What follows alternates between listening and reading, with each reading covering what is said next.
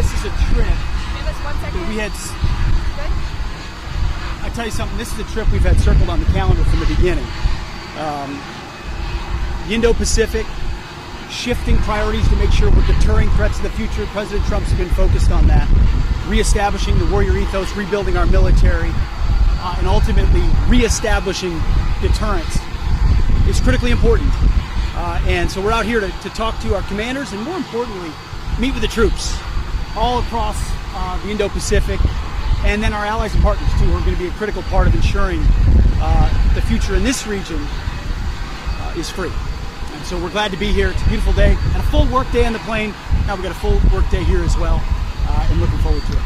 Mr. Secretary, one question? Can you share how your information about war plans against the Houthis in Yemen was shared with a journalist in the Atlantic, and were those details classified?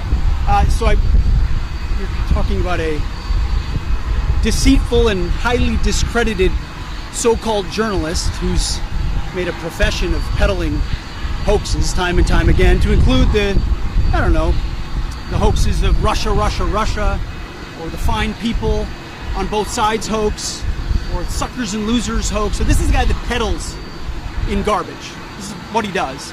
I would love to comment on the Houthi campaign because of the skill and courage of our troops. I've monitored it very closely from the beginning. And you see, we've been managing 4 years of deferred maintenance under the Trump administration. Our troops, our sailors were getting shot at as targets. Our ships couldn't sail through. And when they did shoot back, it was purely defensively or at shacks in Yemen. President Trump said, no more. We will reestablish deterrence.